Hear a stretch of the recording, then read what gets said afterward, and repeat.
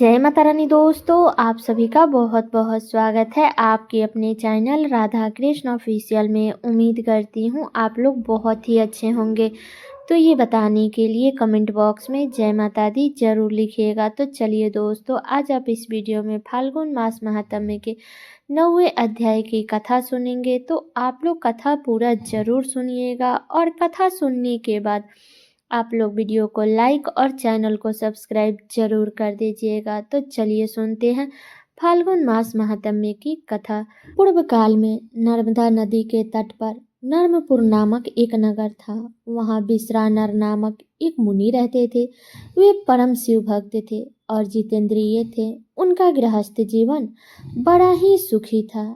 एक बार उनकी पत्नी सुचिस्मती ने उनसे कहा कि स्वामी, मेरे मन में बड़े समय से एक इच्छा है। तब मुनीश्वर बोले कि ऐसी क्या इच्छा है जो तुम्हें इतने समय तक अपने हृदय में दबा कर रखनी पड़ी? निसंकोच होकर के कहो। तब देवी सुचिस्मती बोली कि हे देव, मैं आपसे भगवान महेश्वर जैसा एक तेजस्वी पुत्र चाहती हूँ। कृपया करके आप मेरी इस इच्छा को पूर्ण करें। पत्नी की बात सुनकर बिश्रानर क्षण भर के लिए अस्तंभ हो गए। वे सोचने लगे कि मेरी पत्नी ने यह कैसा दुर्लभ वर मांग लिया। ऐसा प्रतीत होता है कि भगवान पिनाकी रुद्र स्वयं उसकी जीवा पर बैठकर बोल रहे हैं।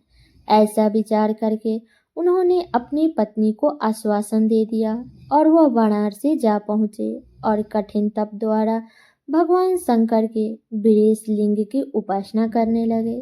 तपस्या करते करते बिश्रानर को 12 मास बीत गए। 13वें मास में एक दिन स्नान आदि करके जैसे ही वह वीरेश लिंग के निकट पहुँचे, उन्हें लिंग के मध्य में एक बालक दिखाई दिया जिसकी आयु 8 वर्ष की थी। उसके मस्तक पर पीले रंग की जटा सुशोभित थी तथा मुख पर मुस्कान खिल रही थी।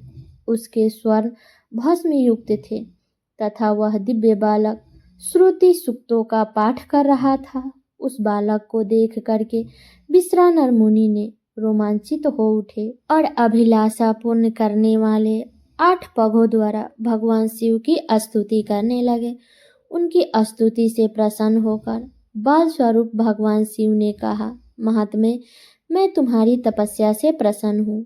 अब तुम अपने घर जाओ। समय आने पर मैं तुम्हारी पत्नी की इच्छा अवश्य पूर्ण करूँगा। मैं उसके गर्भ से पुत्र के रूप में प्रकट होऊंगा। उस अवतार में मेरा नाम बृहस्पति होगा। मैं परम पावन और सभी देवताओं का प्रिय हो जाऊंगा। बिश्रानर ने भगवान शिव के बाल रूप को प्रणाम किया और अपने घर लौट गए। समय आने पर समस्त अभीष्टों के विनाशक तथा दोनों लोकों के लिए सुखदायक भगवान रुद्र का सुचिस्मती के गर्भ से अवतार हुआ। उस बालक का जात कर्म करने के लिए स्वयं ब्रह्मा मुनि बिश्रानर के घर उपस्थित हुए और उन्होंने उसका नाम गृहपति रखा।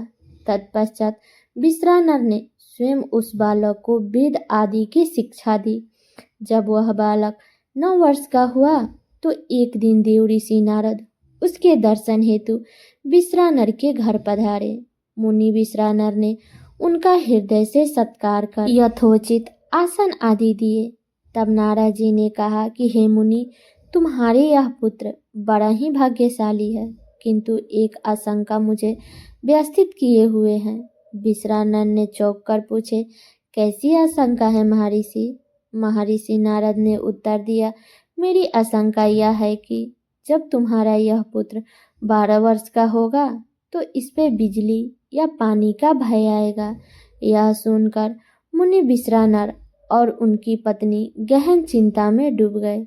उन्होंने इस प्रकार चिंताग्रस्त हुए देख करके गृहपति ने कहा, पिताश्री, आप चिंतित ना हो। देव आदि देव महादेव की कृपा कुछ नहीं होने देगा मुझे। ये तो कालों के भी काल हैं। आप मुझे काशी जाने की आज्ञा दे। मुनि ने आज्ञा दे दी।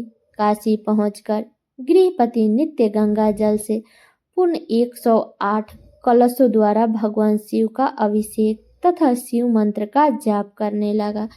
जब उन्होंने 12वें वर्ष में प्रवेश किए तो एक दिन इंद्र उनके समक्ष प्रकट हुए और बोले कि हे विप्रव, मैं तुम्हारे तप से प्रसन्न हूँ, अपनी इच्छा अनुसार वर मांगो।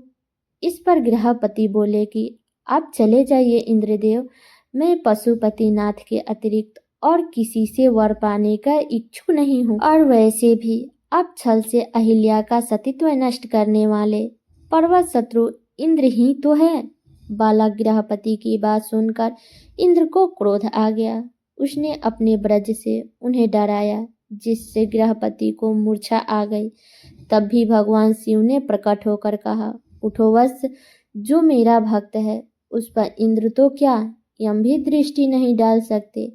आज से मैं तुम्हें अग्निपद प्रदान करता हूँ। तुम्हारे द्वारा स्थापित कर यह लिंग काशी में अग्निश्वर के नाम से प्रसिद्ध होगा। यह कहकर भगवान शिव अंतर्धान हो गए और बालक गृहपति घर लौट आए। तो ये है फाल्गुन मास महात्म्य की कथा। तो सब लोग बोलिए शिव शंकर भगवान की जय। तो ये कथा मेरी यहीं तक का था। कैसा लगा ये कथा आप लोग कमेंट करके ज़रूर बताइएगा। चैनल पे नए आए हैं तो सब्सक्राइब कर दीजिएगा, वीडियो को लाइक कर दीजिएगा और वीडियो को शेयर कर दीजिएगा, ताकि हर कोई फाल्गुन मास महात्म्य के इस अध्याय की कथा को सुन सके। तो चलिए दोस्तों, मिलती हूँ अगले वीडियो में किसी नए वीडियो के साथ में। तब तक के लिए नमस्कार।